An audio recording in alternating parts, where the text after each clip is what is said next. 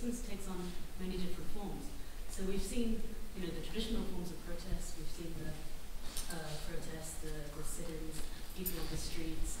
Now we're seeing the self-immolations, which is really a new thing in Tibetan culture. There's been no history of self-immolations as a form of political protest amongst Tibetans. This is really something new. Excuse me, could you speak up, please? Sorry? Could you speak up, please? Yes, yes. And now what we see with Lhakar, and we can start to show the next slide, it's this non-cooperation movement which is really spreading all across Tibet. And what happened was, in 2008, we had a big uprising in Tibet, so there were protests all over Tibet.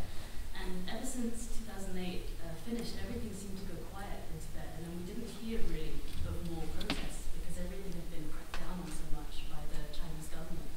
So quietly, after 2008, 2009, 2010, we started hearing about small actions taken by Tibetans, which maybe don't sound very dramatic or they don't sound like anything very important or significant, but it was really something that was growing.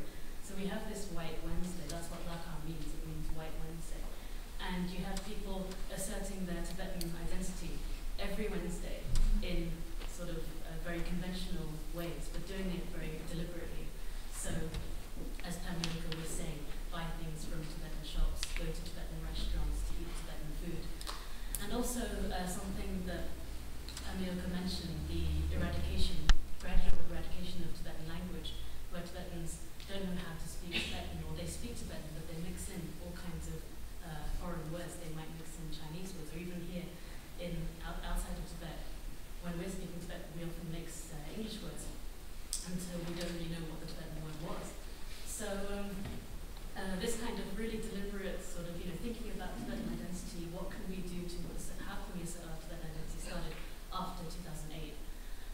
The next slide is a blog post which we found online in 2010, and I ran a website called High Peaks Pure Earth, and we translated this blog post into English and put it online.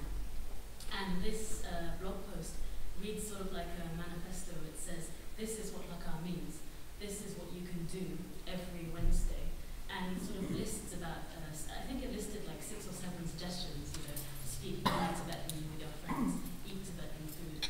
So it was a really nice thing to find and to translate something really sort of positive that people are doing, sort of taking your identity into your own hands. The next slide, just as a more sort of an overview about why this is important. I mean, yes, it's important for people to wear, for Tibetans to wear traditional dress, but it's really something that brings people together. So this sort of promotes unity amongst Tibetan people. And we've seen how things like this in the past for civil rights movement have been really important to many people in South Africa. We know what boycotts can do. Think about India. All of this is something that everybody can participate in. So this builds our capacity, and it sort of builds our confidence as well, saying, yes, we can be Tibetan, and this is how we can be active, even sort of politically active, but in a way that's maybe lower risk than some of the other things that people have been doing. It also really promotes Tibetan culture and Tibetan language, which is so important right now. The next slide.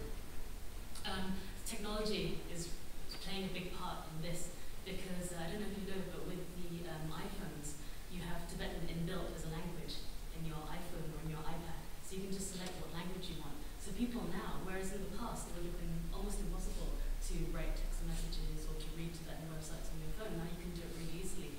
So you know, this just shows the screenshot of the iPhone of someone. It says, you know, who's calling you, it says that person's name, and also now you have all the commands, all the menus in Tibetan. So that's a new development, and it's a positive one for Tibetan language. Next slide. This is a Tibetan website based in India that wrote a news article about a monastery in eastern Tibet, where the monks were actually, it's almost like a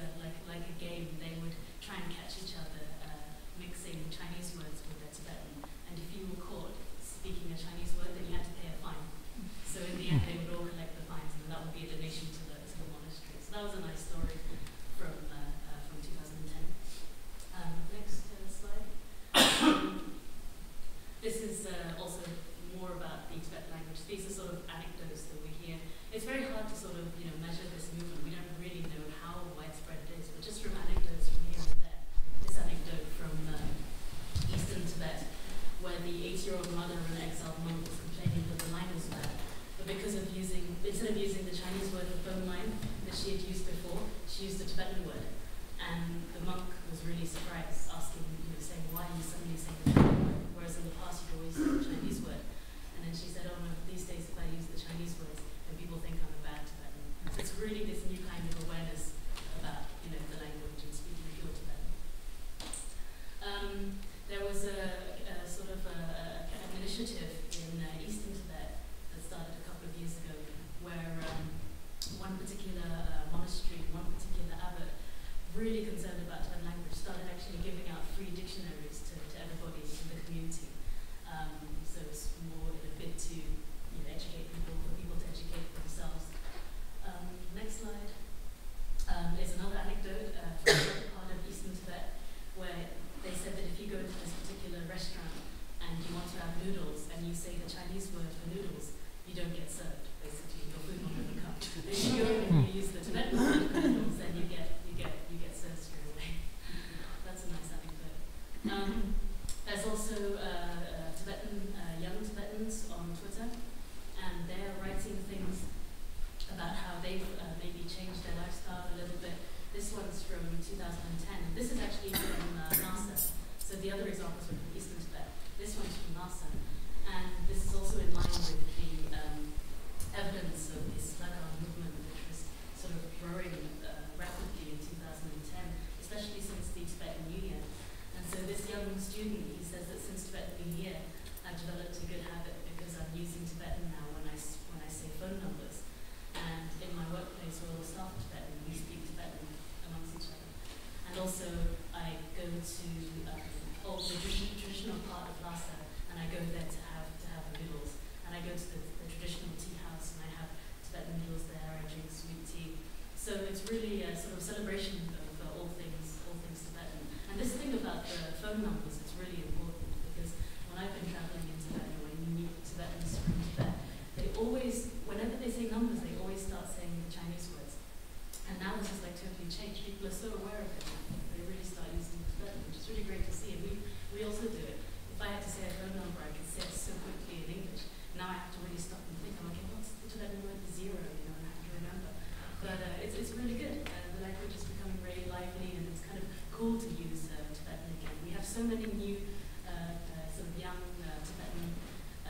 Tibetans doing sort of rap videos in Tibetan. We have a lot of music coming out in Tibetan, which maybe in the past might have been in Chinese or English or different language. It's kind of, there's a new confidence. It's kind of cool again to speak Tibetan and to actively participate in this kind of movement. So what does it mean for Tibetans outside of Tibet? It means that, we can also participate. We can participate, and we can also, in the same way that we participate, at the same time show our solidarity with Tibetans in Tibet. So we can make a personal decision to boycott Made in China Tibetans. We can wear Tibetan dress every Wednesday and tell our friends what it means, tell people what it means. We can use Tibetan when we write and speak. We can all do things like contact our MPs and then write articles, write blog posts, tell your friends about Tibet. You can also join Tibetan support groups, and you can donate money to them every month or every week, every Wednesday. Just something maybe like a private thing for yourself. You think, okay, every Wednesday I'm going to do something very small for Tibet, and this is it. I'm going to give £2 to SFT. I'm going to donate money to support this political prisoner. So really, really small things, but it could be something personal to you. Next slide. Oh yeah.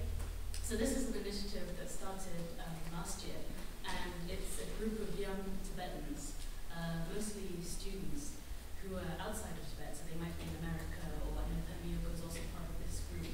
But these young Tibetans became so inspired by this Lhakar movement that they wanted to do something every Wednesday and make a sort of an online diary. Every Wednesday they write blog posts, they make videos, and they write every Wednesday. If you go on lakardiaries.com every Wednesday, you'll find new blog posts about what everyone has been doing for Lhakar. So it's actually like a really fun new thing. It's maybe a group of 8 or 9 people who every week will be blogging. So it's really fun to keep up with, and it can also be your Lhakar activity to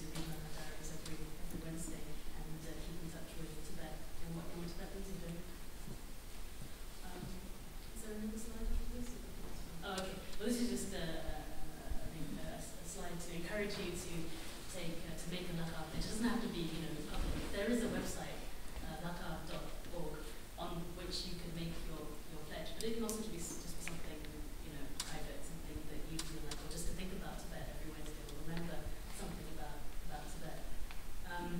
If anyone has any questions about